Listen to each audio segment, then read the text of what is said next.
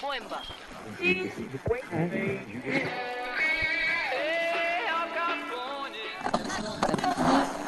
Trabalhadores do Brasil.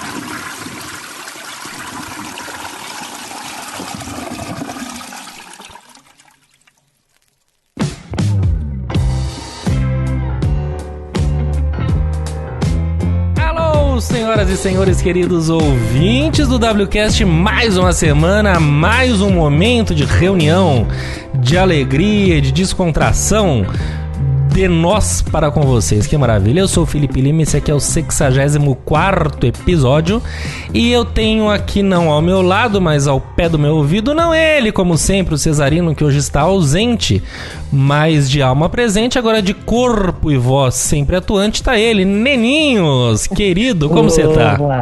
Boa noite, tudo bem? Tudo tranquilo. Hoje te deu um nó, hein, que você não conseguiu... Raríssimas vezes você não cumprimentou o César primeiro, né? Não, todas as vezes eu cumprimento ele primeiro, aí que tá. Acho que uma vez que ele não participou do programa só, deve ter te dado um nó agora. Exatamente, não, deu nó, mas eu tô sempre, eu sou praticamente a Nossa Senhora desatadora dos nós. Sabe como é que é? Uma maravilha. Esse. E você teve uma semana frutífera, como é que foi? Ah, tranquilo, essa semana eu trabalhei mais. Que pena. Fala. Bom, é isso. Pode falar. Não, eu tô lendo, eu tô bem atrasado com as minhas piauís, eu tô lendo provavelmente uma de 2 meses e meio atrás. E eu tô lendo uma matéria muito interessante sobre o Jeff Bezos, que é o... Sim. É o camarada da Amazon. Né? Amazon, é o cara que inventou, criou e fez e aconteceu. Enfim, tá contando tudo, aquela grandiosidade, o cara é fudido, etc e tal, não sei o quê.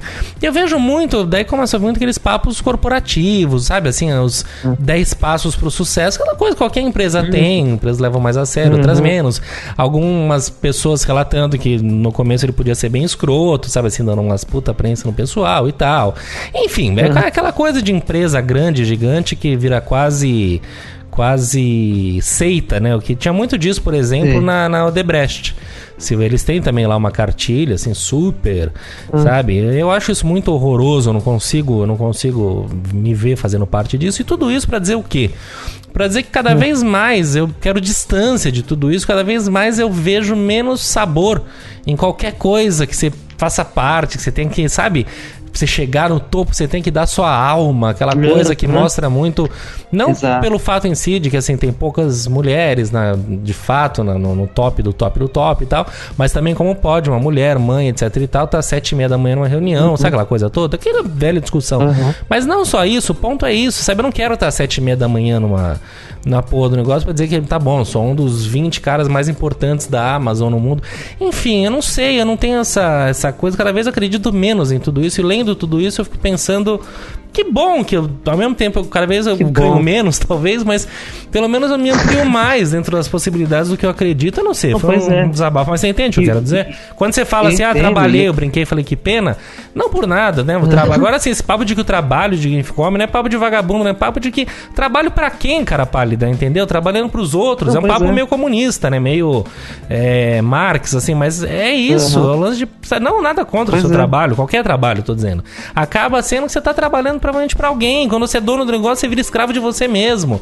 Ou seja, nada disso mais faz sentido pra mim, é uma merda que a gente vive num mundo capitalista que eu tô com dificuldade de me encontrar, muitas vezes. Mas você entende? Desculpa, eu falei, vomitei aqui uma porção de coisas. Não, eu entendo completamente. Enfim. E até complementando o que você falou, outro dia eu li uma coisa interessante aí, que era assim um mapeamento do perfil psicológico desses top de empresa, assim, né? Faria Limers. Não, mas assim, quem chega no nível de CEO, né? Tipo o Jeff Bezos mesmo. Mas fala assim que existe uma certa padronização para psicopatas nesses altos escalões de empresa. Mas é verdade. Ele estava explicando assim, que dificilmente um psicopata sai matando pessoas, né? Então, isso é um número muito pequeno. Mas Como assim? Ele não, todo tipo. Ele não vive disso? Ele quem? O psicopata? De matar a pessoa? É. Então, não, cara. Também me surpreendeu isso, assim. Não é, Eu achei que fosse a que... atividade primária dele, entendeu? Eu não sabia que ele tinha. Mas não é. Mas é exatamente isso, assim. Que, assim parece que dificilmente um psicopata mata pessoas. É um número, assim, é um número quase nulo. Mas muitos desses altos escalões de empresas tendem a ter esses traços psicopatas porque, assim, não sente emoção, então consegue dar ordem tranquilamente, desligar, demitir alguém sem peso na consciência nenhum. Eu acho que é a média é o psicopata com sociopata. Eu gosto muito de sociopata também, que eu acho que o sociopata muitas vezes ele não mata ninguém assim, mas ele mata o convívio social, né? A sociedade em si, ele, sei lá, que nem eu falei semana passada do ministro da Educação. Pra mim é um sociopata aquele cara, entendeu? Ele é muita gente daquele governo, né? Mas enfim, mas interessante. Talvez o próprio Jeff seja então um psycho killer, é isso? Pode ser. A gente começa a deturpar a coisa, daqui a pouco a gente preso, né? De difamação. Mas escuta, vamos ao que interessa, porque o resto não tem pressa, que o assunto hoje é muito leve. Mentira. Justamente o assunto hoje, ele é justamente para... Aliás, eu não sei se eu falei que Cesário estará ausente, né, hoje. Talvez por um milagre, se o trânsito permitir, talvez ele entre ainda. Não sei, mas certamente ele estará conosco na live dessa semana, em que a gente faz uma resenha muito bacana do programa que vai ao ar. Então vocês acompanham a gente no nosso canal do YouTube, se inscrevam lá. É só colocar WCast, não tem nem link, assim, é a coisa mais fácil. Mais fácil achar a gente do que achar o Felipe Neto. Se ela colocar WCast, só tem a gente. Então é maravilhoso ter um nome estranho que você não precisa nem pagar pro Google pra ser o primeiro, né? Isso é interessante. Agora, então, quer dizer, Cesário não estará, mas estamos nós aqui. Temos uma convidada muito especial que eu já vou apresentar.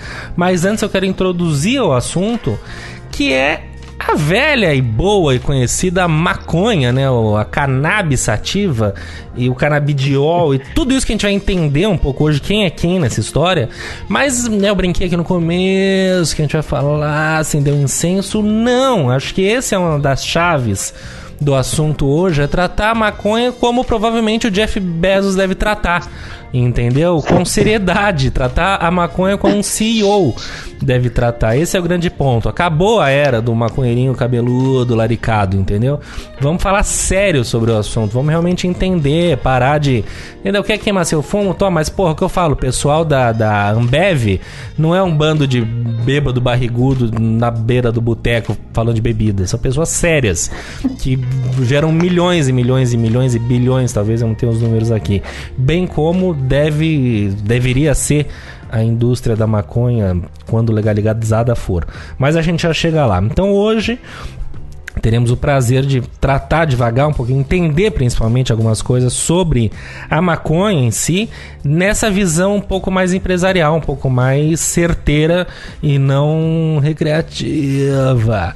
Para isso, temos aqui a honra de ter uma amiga e uma ouvinte, mas acima de tudo uma pessoa muito esclarecida quanto a isso, que é a nossa querida Ana Crepe, jornalista radicada em Barcelona, italiana se quiser ser, mas acima de tudo uma entendida no tema e que hoje nos agracia aí com a sua presença iluminadora. Anne, querida, bem-vinda e obrigado.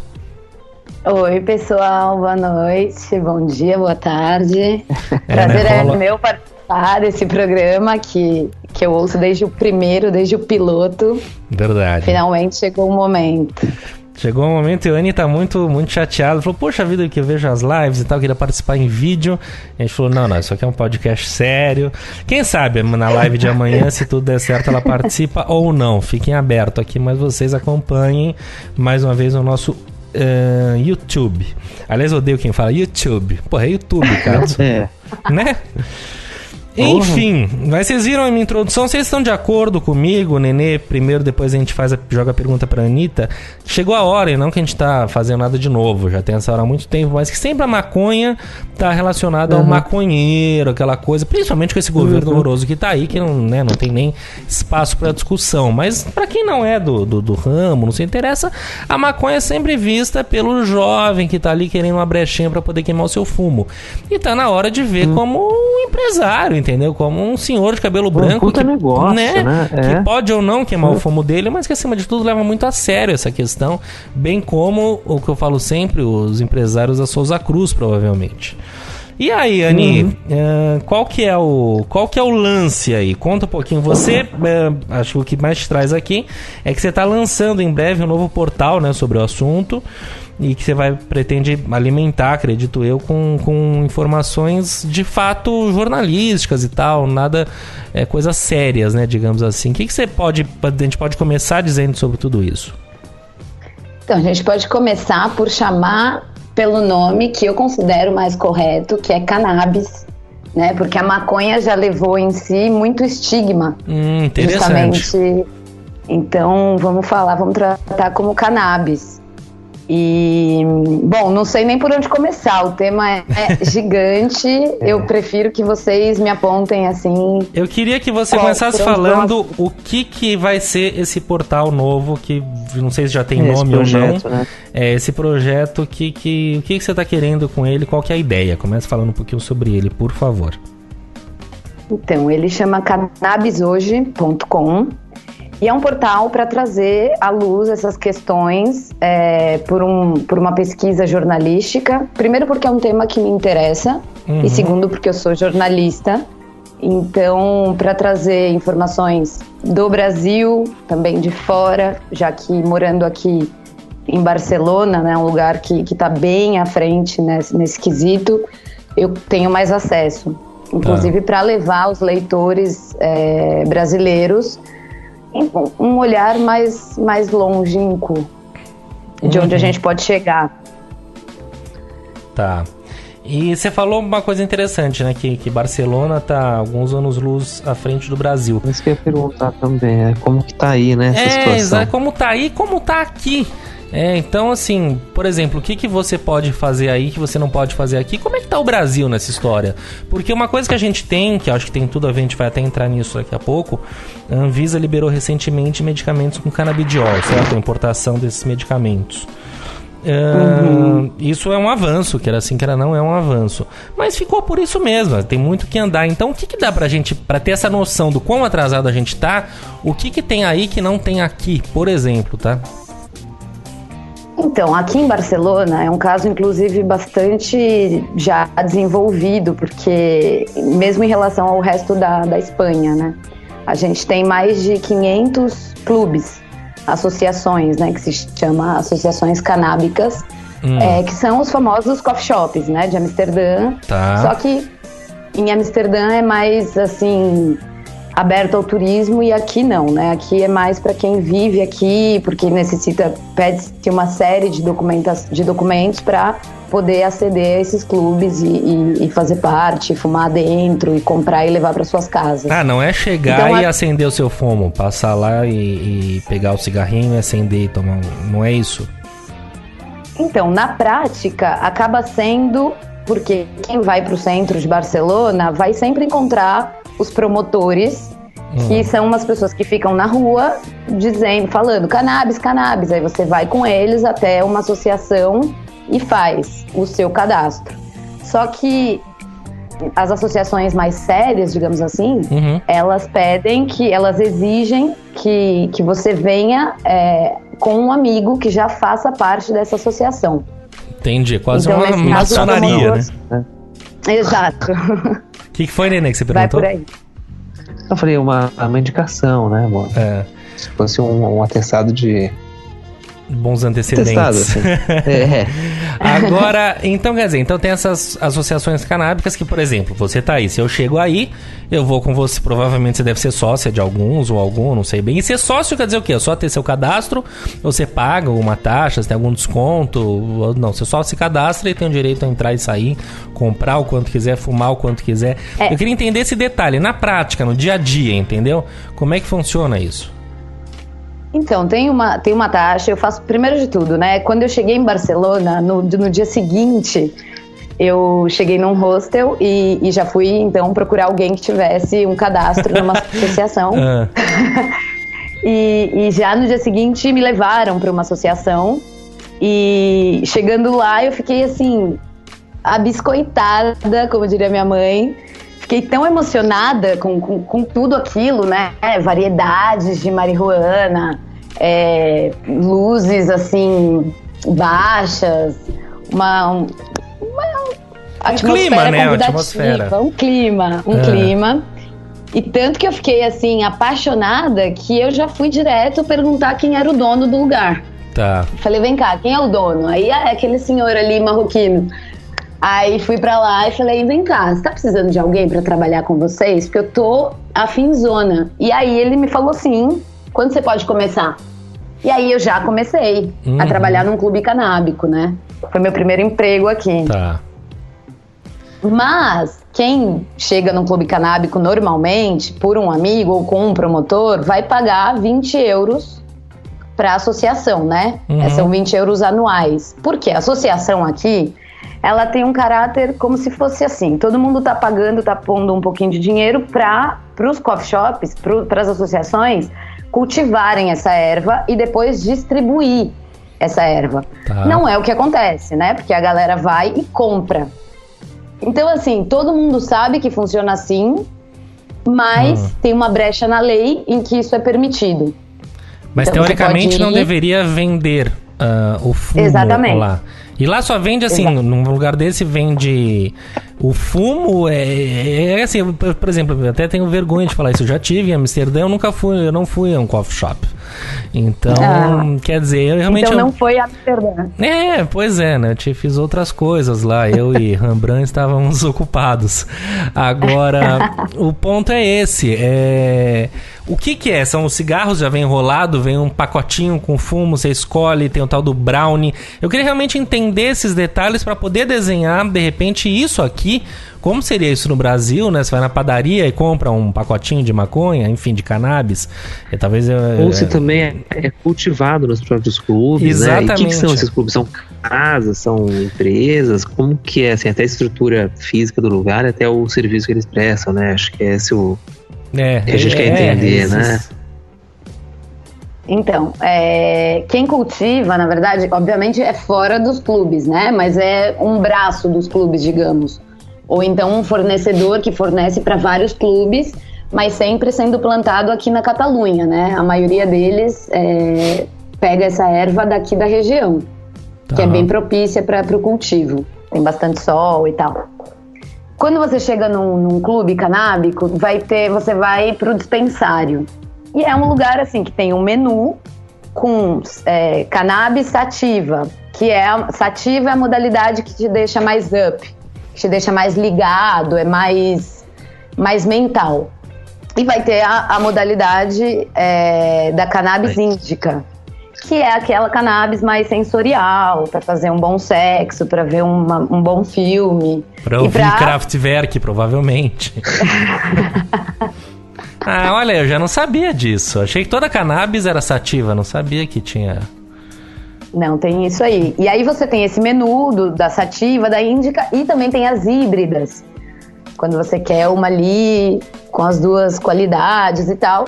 E aí, bom, pode abrir cada clube. Tem clube super luxuoso e clube bem mequetrefe. São mais de 500 clubes, né? Só em Barcelona. Então, imagina que tem, assim, para todo bolso, todo gosto, toda estética. E daí aí você vê... Fala, desculpa. Não, nesse menu você vê as modalidades... Caralho, não é modalidade. Tá, depois você edita isso, né? Tem lá sativa, índica, híbrida, e aí tem haxixe. Então tem haxixe de todos, ou seja, marroquino, indiano, que seja mais em pó, que seja mais cremoso. Depois tem as resinas. E quem é o haxixe nessa história? É outra planta. Então, o haxixe... o haxixe é o pó. Bom, depende. No caso, por exemplo, na Índia, eu fui pra lá pra ver isso de perto, né? Plantação de maconha, de cannabis, que não dá flor. Então, o que ela faz é quando você... eles amassam a folha na mão e vão esfregando, e a resina fica na mão dessas pessoas, e depois, como uma espécie de cola, e depois elas vão tirando essa cola da mão e fazendo bolinhas. Então esse é o haxixe indiano. O haxixe marroquino, eles colocam numa espécie de peneira, assim, super grande, ficam batendo aquilo, e todo o pó que sai, eles também, enfim, vai virar o haxixe deles. E o haxixe dá um barato mais forte, digamos assim? Não necessariamente. Tá. Não necessariamente. Ele é mais ativo do que a sativa, mas tem gente que não pode fumar índica, que já, cai, né? Assim, a índica costuma ser bastante forte. Tá. Então, mas é isso, quando você vai fumar, é que no Brasil você compra esse prensado. Que é o quê? É nada, né? É o saco do peruano. Exato. Que você não sabe de onde vem, você não sabe o que tem dentro. Às vezes nem muito dá nada. Menos qual que é acho que você falou a separação entre a espécie, né? A espécie, né? E muito menos a espécie, e muito menos a quantidade de THC que tem dentro e de CBD. Que a gente já vai chegar nesse isso tema. É interessante, entender os tipos. Mas, assim, de semente. Só pra eu voltar pro lance do coffee shop, né? Assim, pra você ter uma ideia. Tem lá o menu, haxixe, resina. Resina é um negócio que é 20 vezes mais forte. Então você vai quando o baseado já tá enrolado, você só vai fazer tipo uma voltinha com essa resina em volta do baseado, que ela é super forte. Aí tem os bongs, que são aquelas... Sei. Que são bongs, né? Não sei nem explicar, que você fuma aquilo e aqueles tipo... cachimbos de água, né? Cachimbo de água, exatamente. E aí tem os cookies, tem os brownies, que também são feitos com cannabis. E algumas delas vendem cigarro eletrônico, então o liquidinho para você botar dentro do seu vaporizador. Tá. Então esse é o menu básico, assim, de uma associação. Entendi. E vem cá, então tem tudo isso, e daí tudo isso você compra e tem que consumir lá, ou você pode sair com isso de lá? Você pode sair com isso de lá, mas aí a lei é um pouco... tricky. Desculpa o anglicismo aqui, mas acho o termo que você tá querendo tem um termo? Pergunta... Safadinho, né? Qual que é o termo disso em português, gente? Bom, enfim. É difícil? Não, tem pergunta capiciosa. Capiciosa, exatamente.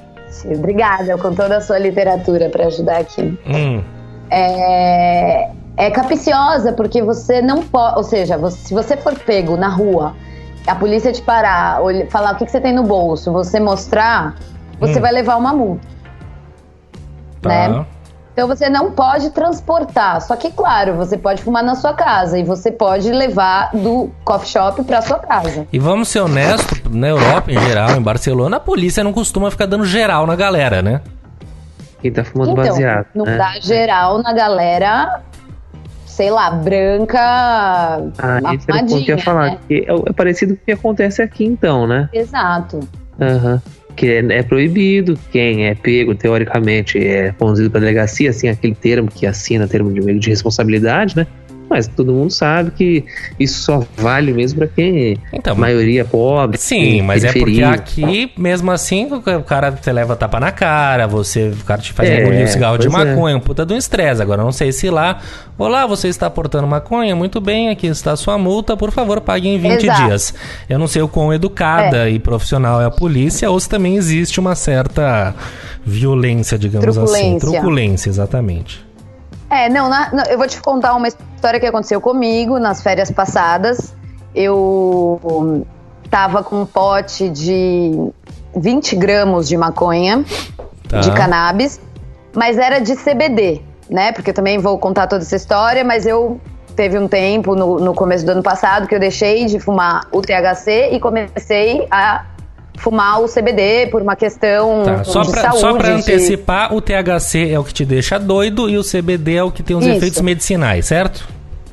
O THC também tem efeito medicinal e essa é uma grande questão que precisa ser debatida no Brasil também. Tá. Né? Sair dessa estigmatização de droga, de não sei o quê, porque o THC, inclusive para muitas doenças, ele vai ser tão útil quanto o CBD, ele é fundamental para o controle do glaucoma, por exemplo.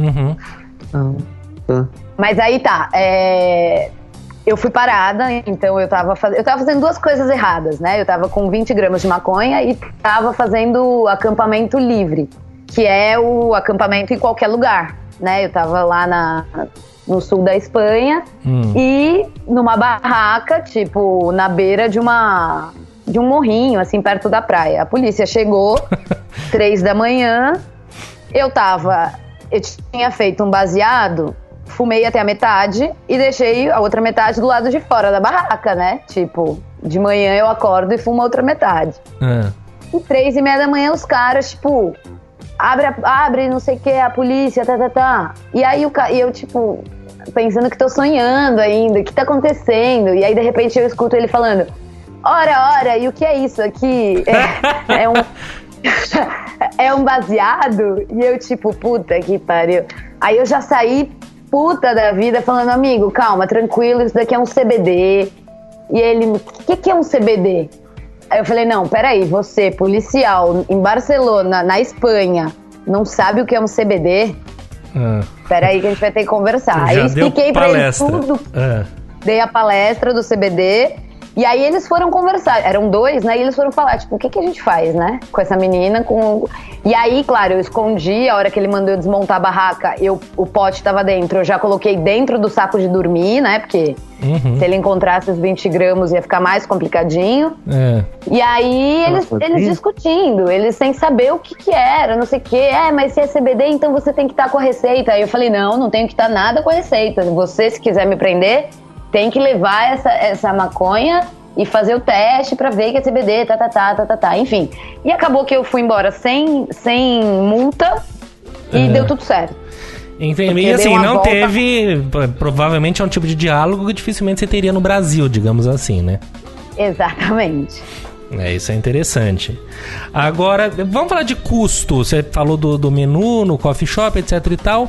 Quanto custa, então, eu não sei, me passa alguns preços pra gente ter uma ideia de um cigarrinho, de um pacotinho, de um cookiezinho. Grama, né? Como é que... Você tinha perguntado se tem cigarro enrolado. Também tem pros leigos, né, pra quem não quer ou não sabe enrolar, também tem essa modalidade. E aí era assim, no coffee shop que eu trabalhava, e que é mais ou menos a média dos preços, 1 grama de CBD, de cannabis, sendo CBD ou THC, o que seja, custa em torno de 10 euros. E aí pode ser 11, 12, 13, 15, 7, enfim, vai depender também da qualidade, né, da flor. E 1 grama é o quê? Dá pra fazer o quê com 1 grama? Não tenho essa noção. Se você coloca com tabaco, dá pra fazer uns 3, 4. Tá. Se você mistura, dá pra fazer uns 3, 4. Agora, se você vai fumar puro, é 1, 2, né? Entendi. É uma paulada na nuca, porque você falou, é uma qualidade boa, né? Aqui, na verdade, tinha gente que ia todos os dias no coffee shop e comprava pelo menos, sei lá, 2 gramas. Então, tá dentro do poder aquisitivo médio daqui, sabe? Não é nenhuma... É bem diferente dos preços, enfim, que não tá vendendo erva tal qual a flor no Brasil ainda.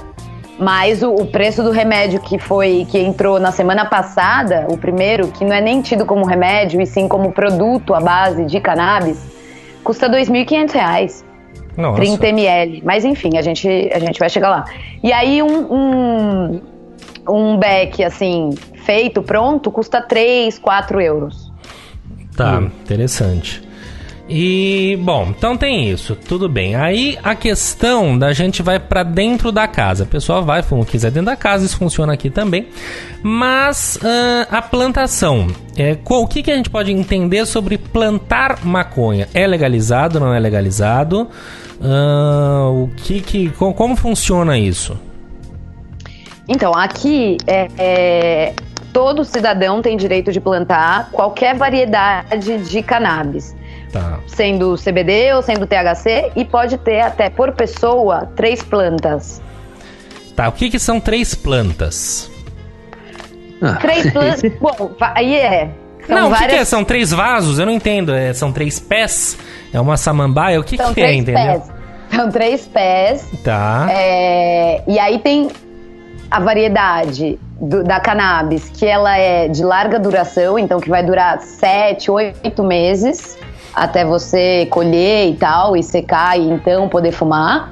E tem uma outra, que é uma terceira variedade, que vai atrás da sativa, índica, e aí tem uma terceira, que ainda é muito pouco falada, que chama Ruderalis. E essa Ruderalis, ela é a que desenvolve mais rápido, ela desenvolve em 3 meses. E o produto final é o mesmo em qualidade, em potência? É o mesmo, mas a planta, obviamente, é a metade do tamanho, né? Ou até 1/3 do tamanho. Ela mas rende rápido. menos.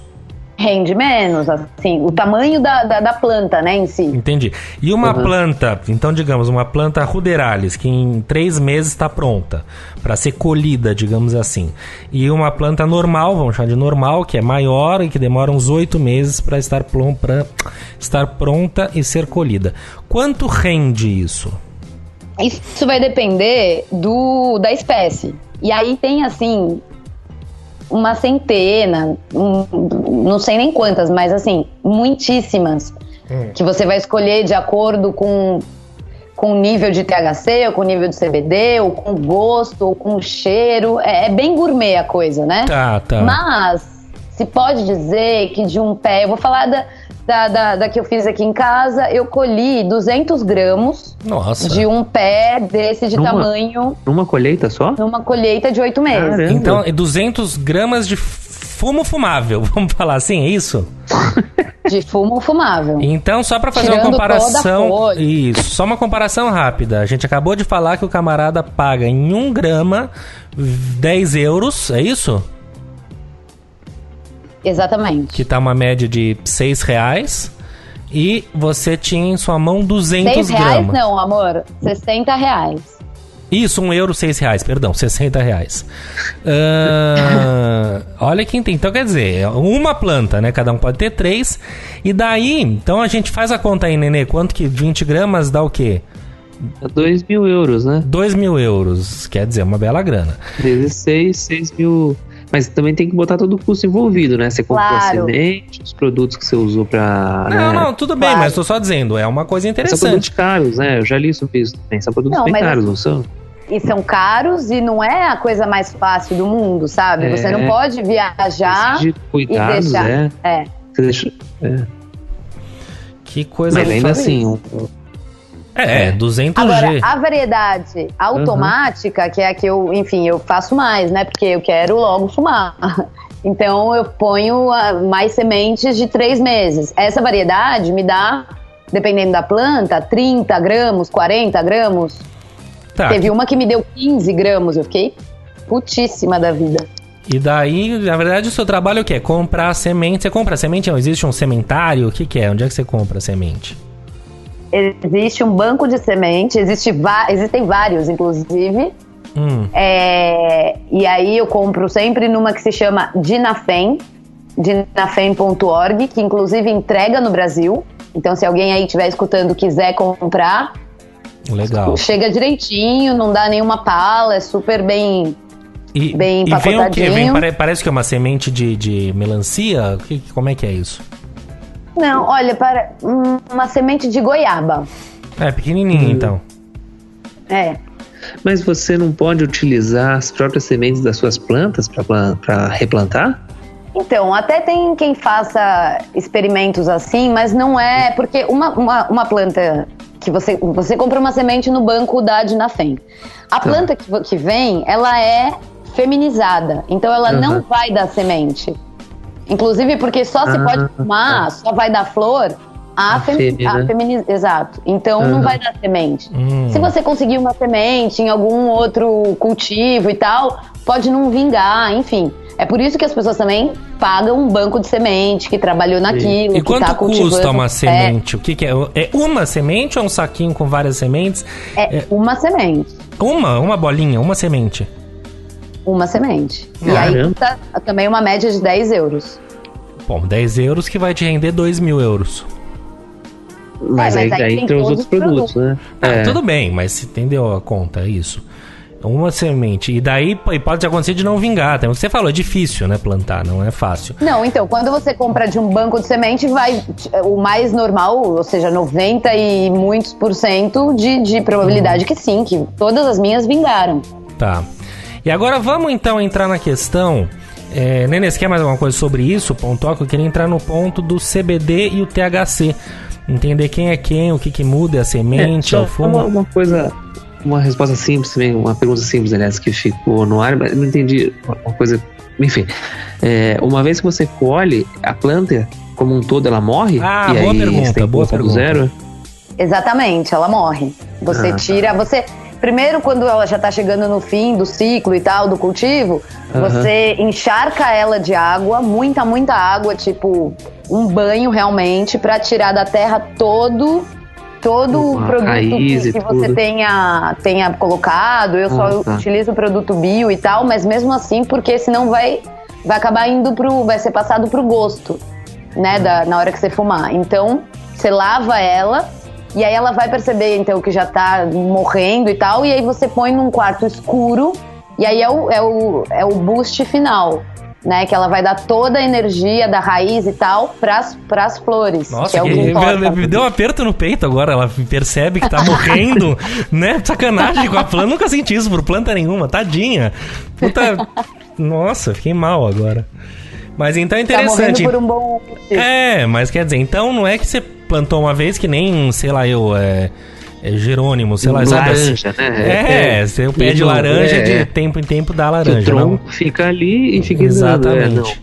Você vai com tudo. Interessante isso, interessante. E daí, só pra gente concluir, fechar amarrar, vai lá, você colhe e todo mundo conhece o desenhinho da folha da maconha, mas na real aquilo ali é só a folha, aquilo ali não é nada, né? O que se fuma... Aquilo ali é nada. Aquilo ali só é bonito, né? Mas o que se fuma, na verdade, é o quê? É a flor, é isso? É a flor, que são aqueles montinhos, né? Aqueles... Parece que são os terpenos. Começa branquinho, depois vai ficando cor dourada, e aí você já identifica que é o momento de colher e tal. Tá. E aí põe pra secar, também ainda no quarto escuro, e deixa secando, assim, com ventiladores e tal. Depende também da estrutura que você tiver. E aí deixa ali umas 2 semanas e voa lá. Entendi, então é isso, é deixar secar e aí você pega aí. E daí o aspecto, assim, não tem nada a ver com o que a gente tá acostumado aqui, que é aquele tijolinho, né? Aquele quadradinho prensado, horroroso. Tem nada a ver, né? Eu já tive a oportunidade de viajar pra fora e ver esse outro aspecto. Parece um manjericãozinho, não é isso? Eu queria que tivesse vídeo também por isso, porque eu mostraria pra vocês aqui o meu potinho de cannabis. Mas quem sabe na live de amanhã, se você puder participar, vai ser um prazer a gente mostrar isso aí. Mas interessante, entendi. Pronto. Agora, então só também com isso tudo, com a sua plantação, você não precisa gastar dinheiro nos coffee shops, correto? Mas já gastei bastante, né? Não, isso tudo bem. Veio a partir do ano passado. Não, tudo bem, mas agora você plantando, e muita gente deve plantar. É que, novamente, é o que você falou, exige, né? Não é qualquer um que exige, mas é que nem fazer cerveja, vai. Não sei se já tiveram essa oportunidade, mas... Quer dizer, é um saco, é lindo de ver, mas é uma... Nossa, demora. Trabalheira, e leva um dia inteiro. Já tive a oportunidade de fazer com um amigo meu. Muito gostoso de você tomar a cerveja que você fez, mas nada como abrir uma Heineken e tomar também, entendeu? Tem essa questão. É bacana. Agora, vamos para a questão do CBD e do THC. Quem é quem? Aí entra o canabidiol, entra a Anvisa. Conta um pouquinho, dá esse panorama pra gente. O que é isso? Começa onde? Começa na semente? Qual que é a história? Então, vamos lá. A cannabis, ela tem mais de 100 canabidioides. Entre esses canabidioides existe o THC, existe o CBD, o CBA, o CBG e todos esses outros que ainda estão muito carentes de estudos, certamente tem muito mais coisa pra gente descobrir, benefícios pra saúde e tudo mais, que o nosso corpo, ele tem a capacidade de, como eu vou explicar? De interagir com esses canabidioides, porque o corpo humano foi descoberto que tem um sistema canabidioide, endocannabidioide. Então ele vai e recebe aquilo como se fosse uma chavinha, realmente. Tá. E aí, o que acontece é que o THC tem esse estigma de dar high, de ser psicoativo, e o CBD não. Só que e aí quando uma planta, então, quando uma flor de CBD é considerada medicinal ou terapêutica, quando tem até 0,2 de THC. Que não é nada, né? Que não é nada, que não dá nenhum raio. Ou seja, então você pode, digamos, fumar, beber, seja o que for, o tal do CBD, um fumo, né, uma flor de CBD que não vai te dar nada, é isso? Você vai pegar só o efeito. E daí, por exemplo, só pra eu entender, você disse que nessa fase aí da barraca lá, você tava fumando só o CBD, certo? Só o CBD. Então, a pergunta é, você poderia estar fumando... É a mesma coisa de você estar fumando um cigarro, né? No sentido, assim, de não te dar nada. Ou, não, dá um negocinho, uma fominha. Não dá nada, esse é o ponto. E o cheiro, entendeu? Qual é o cheiro do quê? Não, o cheiro como se você estivesse fumando uma maconha. Tá. Não tem como saber pelo cheiro, ou pelo visual, ou pelo que seja. Certo. Né? Mas o que pode dar é um ligeiro relaxamento físico. Mas psicoativo, 0. Perfeito. Então, e só a título de comparação. Não, pode falar. Não, vai lá.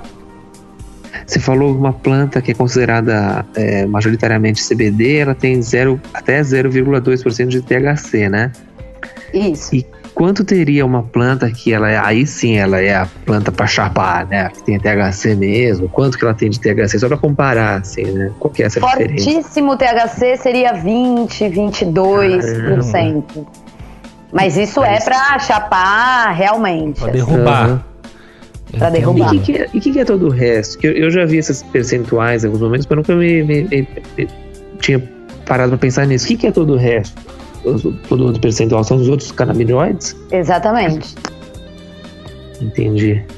Tá. O que eu prefiro, por exemplo, plantar agora, né, que eu já, graças ao CBD, eu já consegui me livrar desses ataques de pânico, de ansiedade que eu tive por uns meses e tal. Então eu tô voltando pro THC aos poucos, mas eu cheguei numa... É isso, cada pessoa vai funcionar de acordo com a sua composição, né? Física, peso, tudo. É porque por mais que existam, desculpa te interromper, por mais que existam estudos, enfim, questões, ainda é isso, né? Cada um é meio esotérico ainda, cada um vai se... né? Não tem uma fórmula exata. Né? Certeza, o THC vai bater pra mim de um jeito que não vai bater pra você, etc. e tal. Talvez, acho que tem uma comparação pobre, mas talvez até por isso que tem gente que toma uma garrafa de uísque não fica ruim e outra pessoa com 2 latas de cerveja já fica cheleuzaça, pode né? ser também, tem alguma... acho que a comparação é válida. Exatamente, mas eu não chamaria de esotérico, né? Porque todos esses benefícios da cannabis já foram mais do que comprovados. Então não é esotérico, senão é personalizável, né? Realmente como tudo. Tá. Mas, então, pra mim, uma planta que vai muito bem é que tenha níveis parecidos de CBD e THC. Então, eu tenho feito muita planta de 8 e 8% de cada uma. E daí é o que? É sativa? Não, e aí pode ser tudo também, entendeu? Existe sativa, existe índica, existe ruderalis sativa, ruderalis índica. Entendi. Sativa, índica, então vai ter tipo 30% sativa, 70% índica. E assim vai. Fascinante. É um mundo, exatamente. Bacana, mas então é isso, é na semente que você colar no site lá que você falou, você escolhe, eu quero canabidiol puro. Você compra uma semente de canabidiol, é isso? Sim, nesses bancos de semente você encontra toda a informação de tudo. Entendi. E acho que interessante. Bom, pode falar. Não, vai lá. Já que tá nesse tema do CBD, e acho que é essa substância que tem mais também ligação com o tratamento médico, né? Como que é aí ou não sei, né? Tô perguntando. E se for, como que é o uso aí medicinal da cannabis? Então, ainda não tem, assim, não está liberado para o médico normal e corrente receitar. Mas o que acontece é que tem um monte de associação de paciente, associação também de médico, que não vai prescrever tal qual. Você vai para uma consulta, mas ele não vai te prescrever, ele vai te ensinar o que tem em cada uma, e é uma coisa meio ainda por baixo do pano, né? Mas tá se popularizando. Além de, claro, você pode buscar informação na internet, tem um monte de coisa que você pode chegar e falar, não, ok, então cheguei à conclusão de que eu preciso de tanto para fumar, quanto para, né, azeite de CBD, que tem, assim, loja de azeite de CBD em cada esquina. Existe? Funciona isso? Funciona demais.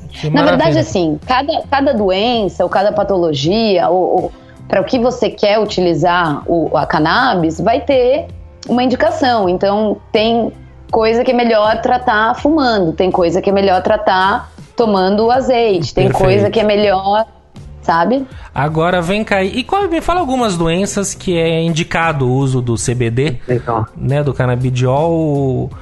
Você falou do glaucoma, o pânico. É engraçado, rapidinho, pânico, porque você acho que teve essa experiência, eu tive, já até contei aqui.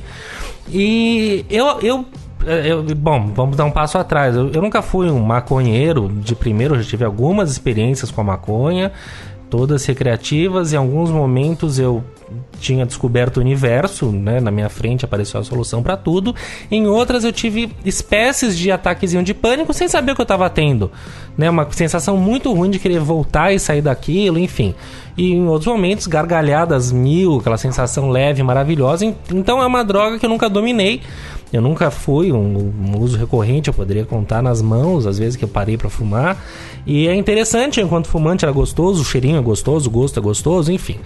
Mas o meu ponto é o seguinte, eu teria medo de usar para o tratamento do pânico, porque é uma das coisas que, inclusive, que pode ser um gatilho, né, o uso da maconha. Mas talvez a gente esteja falando do THC e não do CBD, correto? Exatamente. Perfeito. Exatamente. Então, é isso. Além, então, talvez do pânico, da ansiedade, do glaucoma, o que mais existe, é regulamentado e estudado que é benéfico o uso do CBD? Olha, para o CBD, epilepsia, esclerose múltipla, esquizofrenia. A esclerose múltipla que você fala é o ELA?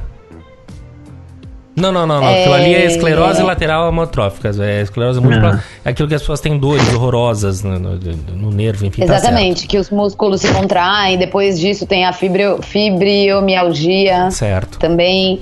E dores crônicas, tinitos. Existe tinitos em português? Não. Chinito? Aquele toquezinho no ouvido que fica assim, eterno. É um zumbido, Sei.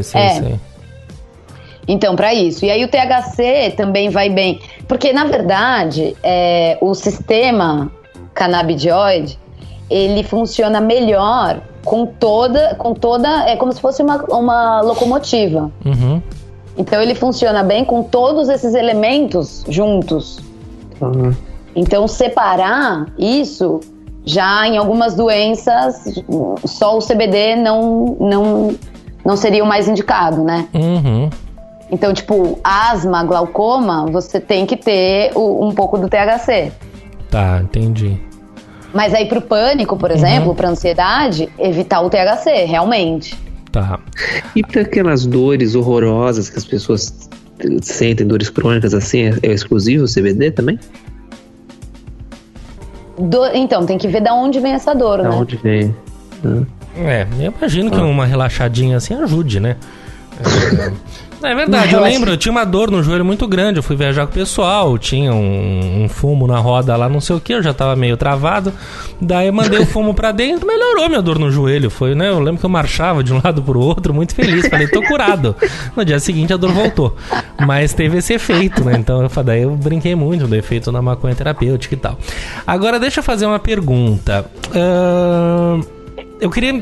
Aí, né, na Espanha, eu sei que você acabou de falar que a questão médica não tá muito clara, mas, em contrapartida, o camarada vai para um centro canabidióico desse, associação, compra o que quiser, etc. E tá meio que resolvido, não é um problema aí. Daí vamos um pouquinho para os Estados Unidos, né, que é um exemplo, é um case, cada estado tem sua lei, mas a Califórnia eu sei que né, é muito forte isso, e tem a questão do uso médico. Eu não sei se o quão legalizado é ou não na Califórnia, mas eu quero entender o seguinte, o uso médico, quando o médico vai lá e prescreve, você vai de repente numa farmácia, não sei exatamente onde compra. Eu não sei quanto você sabe sobre isso, mas meu ponto é, o Guilherme é médico, grande amigo meu irmão. Nenis, tô precisando daquela relaxada hoje, solta aí pra mim. É como se fosse um antibiótico que o cara vai lá, todo mundo dá qualquer médico dá receita, vai lá, compra e acabou o assunto. Você entende a minha pergunta? Você sabe como é que funciona isso? A questão quando é médica? Então, especificamente nos Estados Unidos, eu sei que tem como você comprar com indicação médica e tal, mas de verdade não tô a par de todos os detalhes. Eu sei que tem os dispensários, né?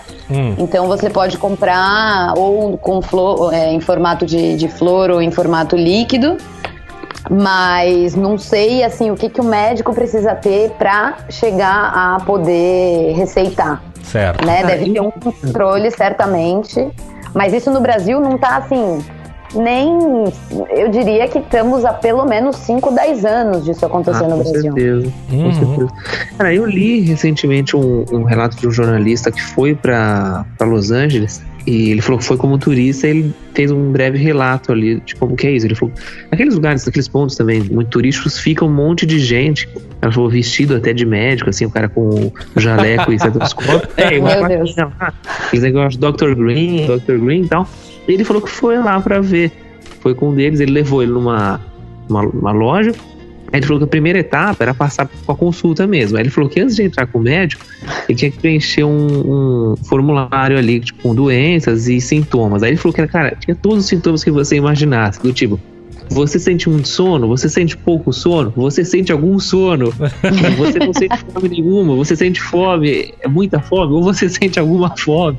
Pô, cara, todo mundo ia ter alguma coisa ali, sabe? Dor no joelho, dor ali, qualquer coisa assim, todo mundo ia ter alguma coisa.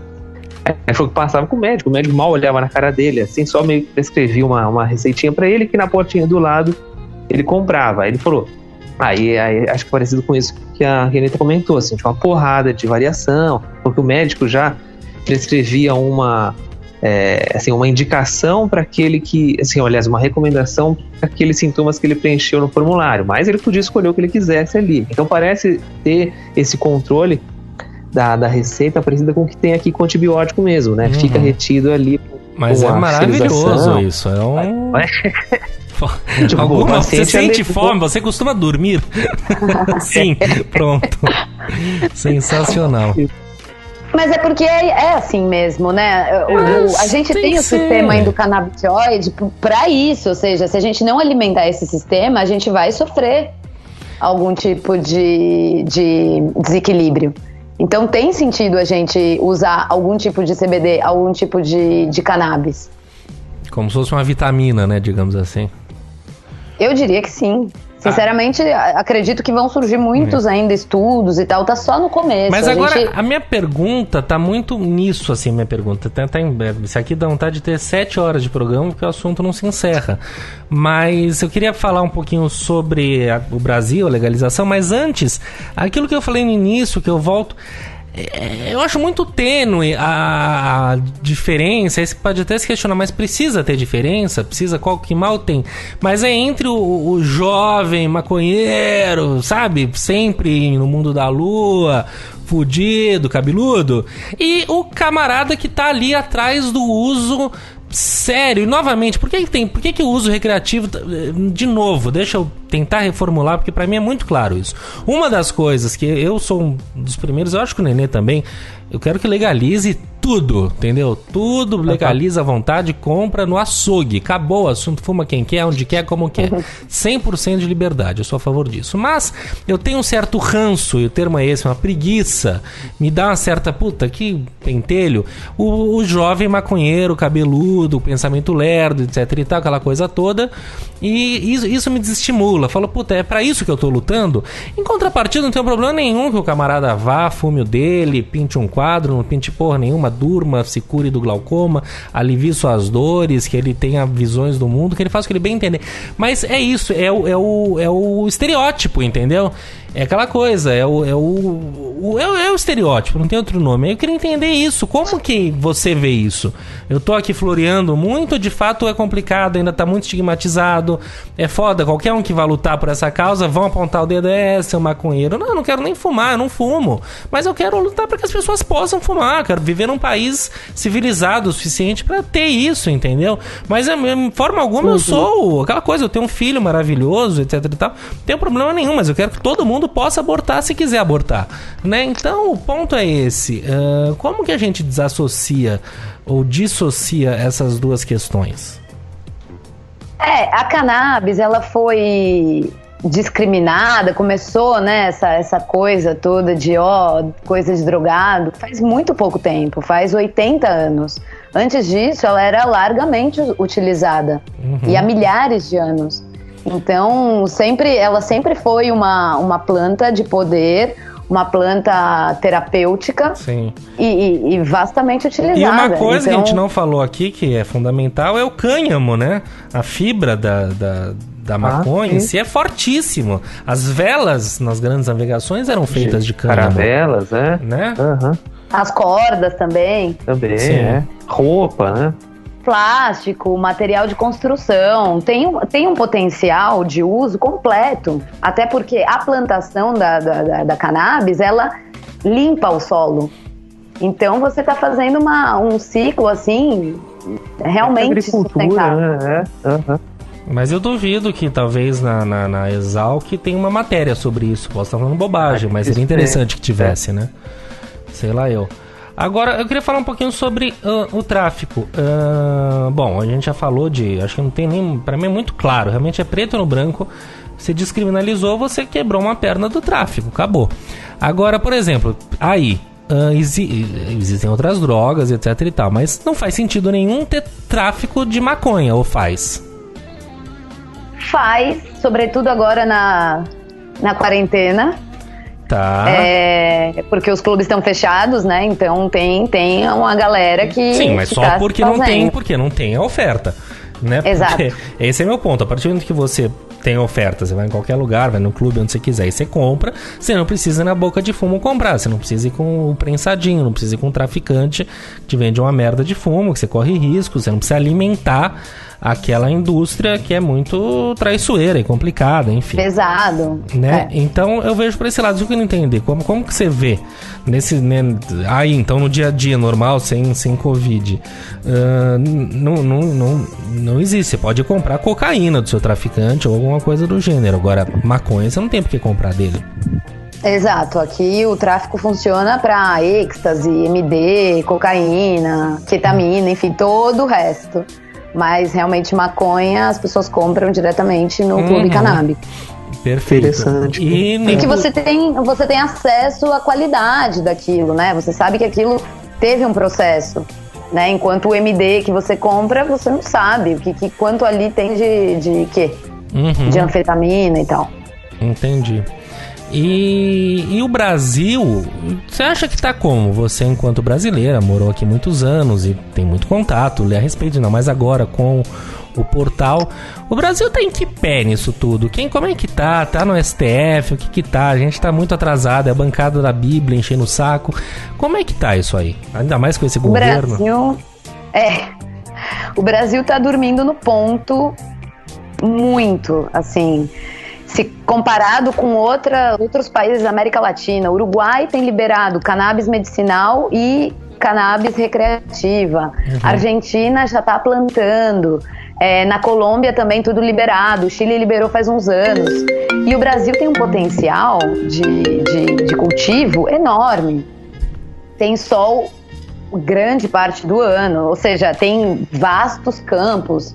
Então, tá dormindo no ponto legal, porque tinha a condição de ser o carro-chefe, assim, de entrar, inclusive, pro rol das grandes nações mundiais produtoras de cannabis.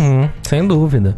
E tá perdendo um tempo. E é uma indústria riquíssima, né? Uma coisa que, enfim, economicamente é uma coisa fascinante, né? Exato. No Líbano agora, faz 2 semanas, o Líbano liberou a cannabis, porque por conta dessa crise econômica, coronavírus e tal. E então, o Líbano é um país, vale lembrar, muçulmano e ortodoxo, enfim. Exato. E aí no Brasil, o que aconteceu? Anda muito devagar. Em dezembro, a Anvisa, então, concedeu, abriu, né, o invase da cannabis dentro do país. Tá. Mas isso não quer dizer muito, porque a gente continua sem a permissão para plantar. Isso quer dizer que a gente fica dependente no Brasil das flutuações do dólar. Então agora, por exemplo, vai continuar sendo caríssimo, porque os insumos são comprados fora do Brasil e basicamente eles podem comprar, mais estoque. Então ter dentro do Brasil mais estoque, vai diminuir de repente o preço no frete, porque ao invés de comprar 1 quilo, vai comprar 50 quilos. Mas não é uma grande diferença, sabe? Então eu acho que ainda tem muito chão pela frente para liberar o próprio cultivo no país, depois liberar o cultivo para as famílias, porque o que a gente tem agora todavia, uma posição elitista. Quem é que pode pagar R$2.500 por mês? Ou até mais, 2 depende, vezes por mês? Pois é. Entendo, é interessante. Agora, o ponto é... do que as pessoas têm medo, hein? O que trava essa gente? É desconhecimento, é ignorância, é medo de que todo mundo vai virar maconheiro, cabeludo, daquele estigma que eu realmente acho muito desagradável. Qual que é o bode? Porque eu não tenho como não associar. Eu sou um grande bebedor de bebida, assim como o Nenê e a Anitta. Eu sei que recentemente também se identifica com álcool. Porra, eu sou um grande consumidor de álcool, já tive meus pileques, já dei minhas baixarias, todo mundo tem um familiar que abusa um pouco a mais. O ponto é, a bebida tá aí, com propagandas, mulheres maravilhosas, né? E aí? A maconha me parece infinitamente menos perversa do que o álcool. Mais inofensiva. Mais inofensiva, inócua, se for o caso.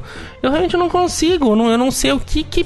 Porque é uma coisa assim de resolver numa sentada, em um podcast a gente resolve isso, gente.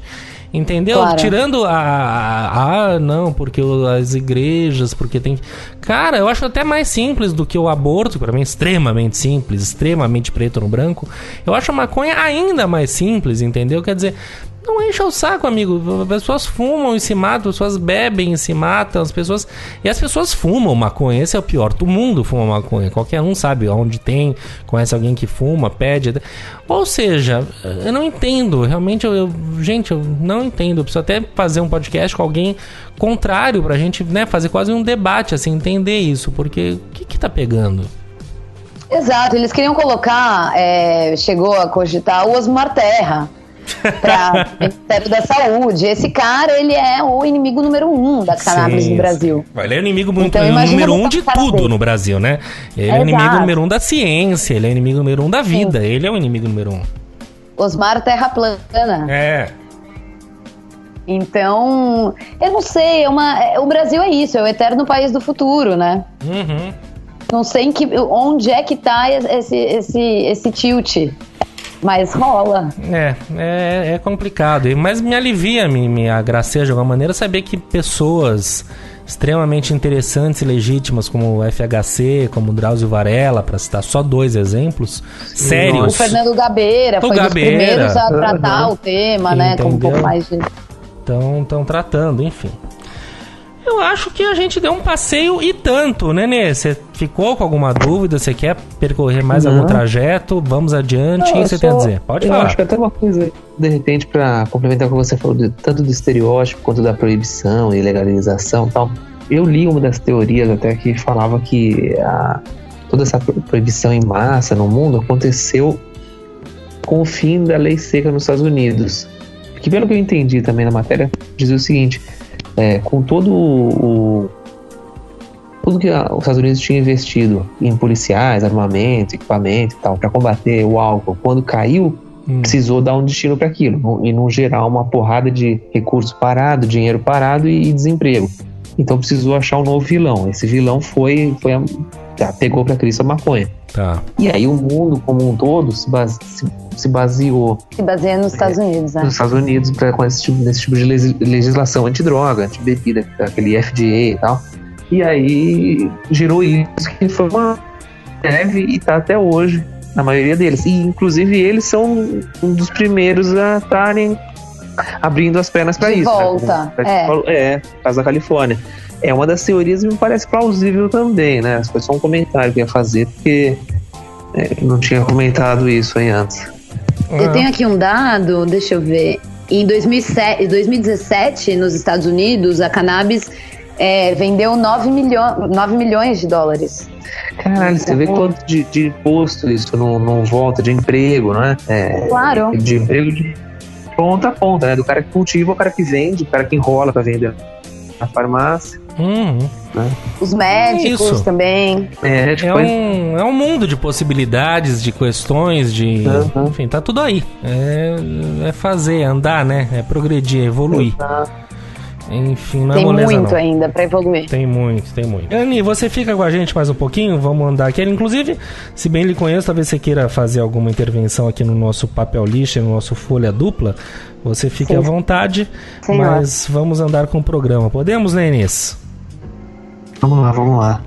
Vamos lá, então. Papel Lixa e Folha Dupla, começando por ele, o Papel Lixa. Papel Lixa tem muito a dizer, né? A gente sempre batendo na mesma tecla, sempre indo pra Brasília e voltando, mas aconteceu na quinta passada e não tem como deixar passar batido isso. Na próprio programa passado a gente fez um elogio à cultura, criticou que, tá jogado às traças, que a Regina Duarte, a gente falou de maneira até muito branda dela, porque a gente grava na quarta-feira, e falou que ela tá um pouco perdida, o governo, né, tá deixando ela de escanteio, etc e tal, que talvez ela não dure.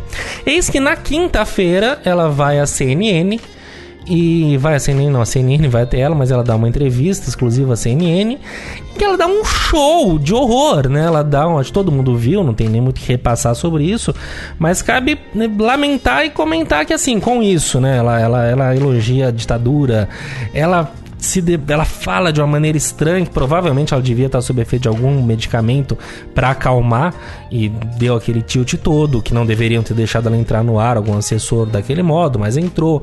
Ela cantou música dos anos 70, que tem total ligação de uma época com a ditadura, elogiou aquilo, falou que tortura sempre houve, fez confusão de Stalin com Hitler, quer dizer, sentiu saudade de um tempo em que as coisas eram melhores, mas que havia uma ditadura, em que havia tortura e havia morte, disse que as pessoas estão morrendo e que morrem mesmo. Bom, falou, daí a Maite Proença entrou no ar, num vídeo que ela tinha mandado naquele dia, ela fez uma confusão, se irritou, não soube responder, quer dizer, não tem o menor traquejo para ocupar um cargo público, ou seja, as pessoas têm sim que questionar, ela tem sim que responder, e novamente, como qualquer político, não responda, mas saiba não responder, né? Poderia ter sido simplesmente uma entrevista que passou batido, como tudo que ela fez até agora na secretaria, mas não. E o mais curioso é que de um dia seguinte ela está na rua por aquele show de horror, e certamente ela marcou finalmente o seu espaço no bolsonarismo, ela ganhou o seu reconhecimento e garantiu mais algum tempo ali tranquila. Se ela continuar agindo sempre assim, ela né, desrespeitou o trabalho jornalístico de fazer perguntas, é uma coisa que é óbvio, né? O urine dentro do vaso o jornalista faz perguntas, não precisa ser dito. Então fica esse lamento, esse registro, essa coisa de que a nossa cultura de fato está na mão dessa gente E tá aí, não tem saída, eles não fazem a menor ideia. E ela, que poderia ser um mínimo de luz, a gente não esperava muito, mas, né, porque qualquer pessoa que se associa a esse governo, mas ela poderia ser alguma luz, ela se mostrou completamente maluca, o termo é esse, sem medo de errar, e estamos na mão dessa gente, isso é muito preocupante. Eu não sei se o Nenê ou a Anitta querem complementar de algum... Você não viu essa entrevista? Eu não vi a entrevista, mas veja, ela dá uma agonia muito grande. Mas veja até como entretenimento da pior espécie possível. Veja, né, como THC. Veja como THC, entendeu? Anny, eu sei que você é muito ligada à questão da cultura. E, enfim, como que você viu isso aí? Rapaz, me dá uma tristeza, me dá um espanto, me dá nojo, mas eu não acho que ela esteja maluca, não. Eu acho que ela é fascista. Ela tá dançando conforme o jogo que tá sendo jogado, é isso? Ela tá adorando. Tá. E não tem a mínima vergonha. Isso pra mim é muito maluco. Como que as pessoas... Eu não sei, eu juro, eu acho muito maluco fazer tudo aquilo e não olhar pra trás e falar, nossa... acreditar em tudo aquilo. Aí vem o Alexandre Garcia, por exemplo, e fala que errado é a CNN. Né? O Alexandre Garcia, que é outro que sempre lambeu bota, é outro que sempre foi uma cria da ditadura, mas, queira sim, queira não, era um jornalista do alto escalão global, era um cara que, né, tinha ali algum critério, tinha um respeito no meio, digamos assim, não era um maluco de primeira. E o cara vai lá, hoje em dia que tá fora da TV, vivendo do canal dele de YouTube, é um bolsonarista, defender o indefensável. Eu acho muito louco, muito preocupante isso. Isso me causa. Mas ao mesmo tempo é ótimo que deixa bem claro, assim, né? Falando do tempo, exato. Pode ser. Muito bem. Folha dupla? Duplinha.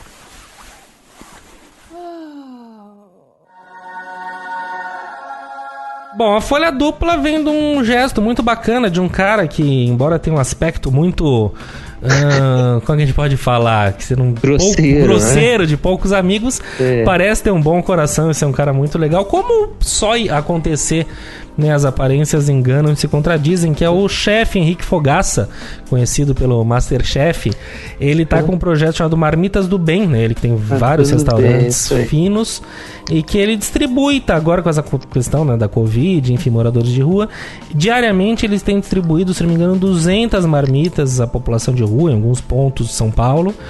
E é um gesto que, no mínimo, louvável, né? Não qualquer que o faça é bacana, mas quando um chefe reconhecido, etc e tal, vai realmente, põe a mão na massa, cozinha, sai às ruas, pessoalmente, todo dia para entregar, não é porque tinha alguém filmando, não. É um projeto que ele tá fazendo, incentivando que outros façam. É bonito, né? Algo a ser elogiado, né, Nenis? Sem dúvida, cara. Achei bem interessante isso mesmo, que é o jeito que... para algumas pessoas que não vai fazer falta ali, né, podem contribuir para esse momento, não só para esse momento delicado, mas contribuir de uma maneira nobre, né, um gesto nobre como esse. Sem dúvida. E o Fogaça, aliás, ele trata a filha dele, mais velha, com CBD. Que ela tem eu não sei exatamente qual que é a doença dela, mas ela tem uma doença bastante encrencada, uma condição bastante encrencada, né, de saúde. Sim. E que interessante, ele tá na luta também, então, pela... Bacana. Que legal. Expansão dos direitos canábicos. É um cara que tá na vanguarda, então. O meu ponto, desculpa, que você falou, direitos canábicos, é uma coisa muito legal, muito bacana. A gente precisa dar gente. É que eu luto a favor, realmente, mas tem que dar um jeito de poder falar isso sem pegar o estigma do maconheiro, entendeu? Não, é lutar por isso mesmo, entendeu? Lutar pelo aquela coisa, não é direito de fala. Eu quero lutar pelos direitos das mulheres sem por isso ser feminista, entendeu? Sem ser o feminazi, não precisa ser um maconheiro caído na rua pra lutar a favor disso, do direito canábico. Não, mas é isso. Basta ser humano, lutar. Desculpa, lutar pela humanidade, né? É um gesto de humanidade, eu acho, a liberdade, né, acima de tudo. Você faria qualquer coisa pelo seu filho, então todas as mães e pais nessas condições também estão tentando isso. Sim, muito bem. Vamos às dicas? WC Indica. Bom, Neninhos, hoje não tem nem desculpa, né, cara? Você comece aí falando. Tem assunto, né?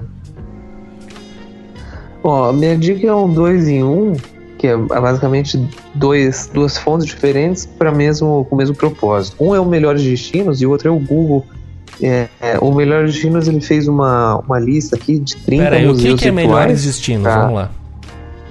É um portal na internet, desculpa, um site, um portal, que listou aí os 30 melhores museus virtuais para visitar online, de casa. E outra que é o Google, deixa eu só pegar o nome exato aqui. O Google eu acho incrível, ele tem vários pequenos braços daqui, é o Google Arts and Culture. É maravilhoso, maravilhoso. Você já brincou nele? Que Já, é tipo um Street View dentro dos grandes museus, né, cara? Incrível.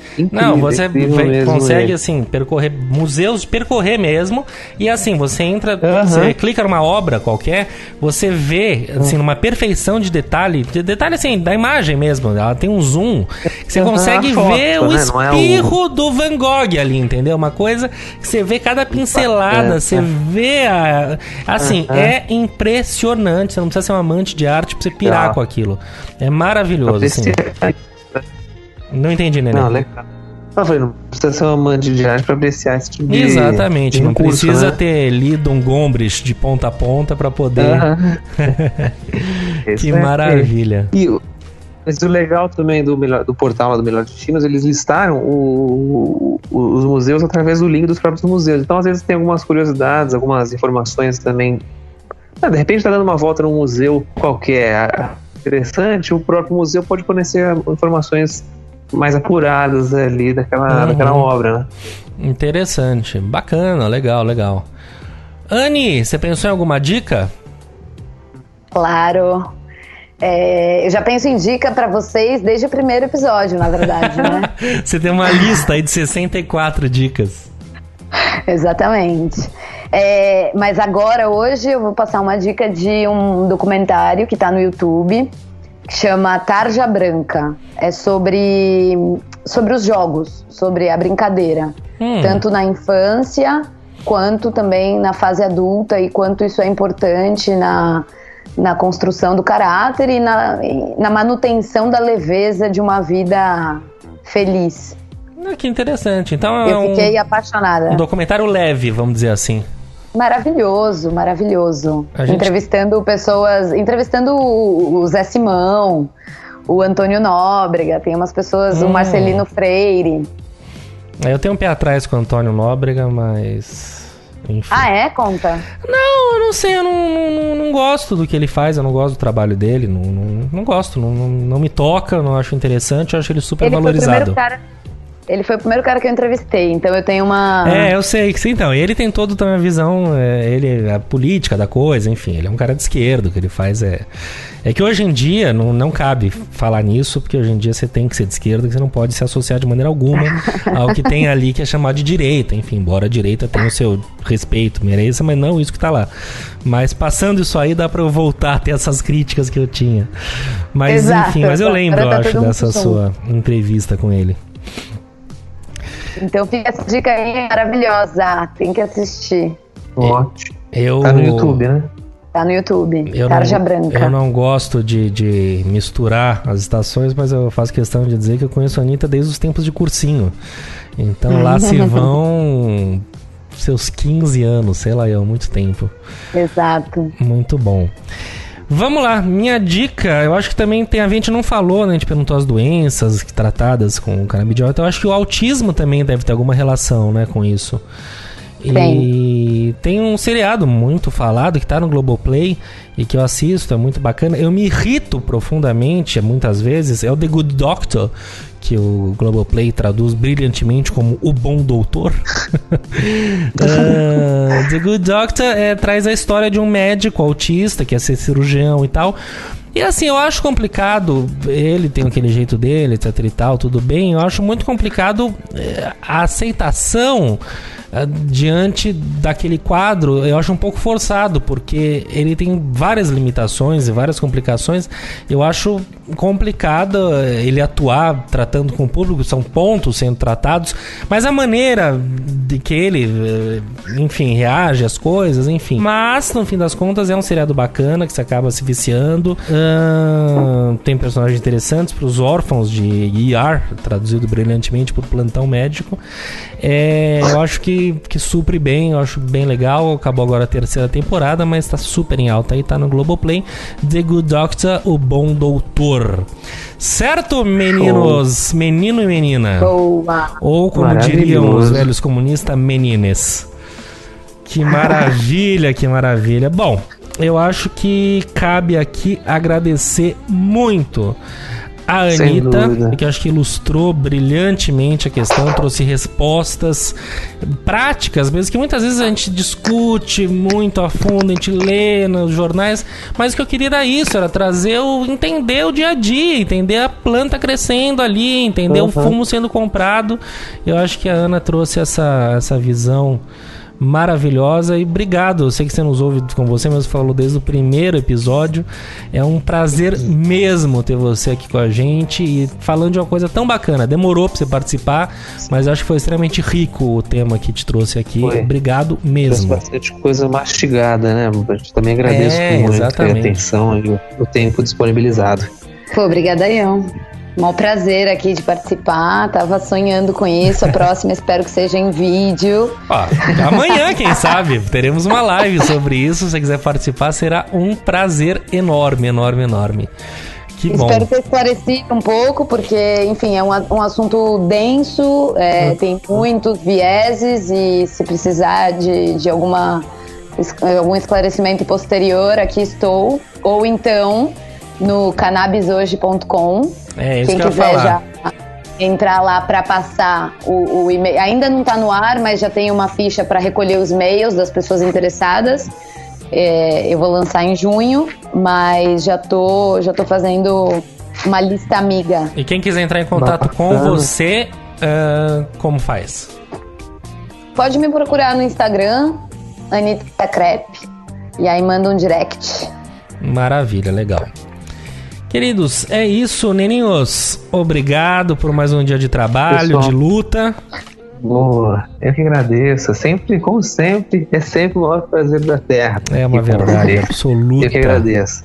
Valeu, minha gente. Valeu, Anne. Valeu, Cesário, onde quer que esteja.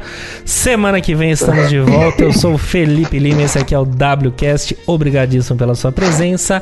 Até mais ver, Sertão. Beijo grande. Beijo.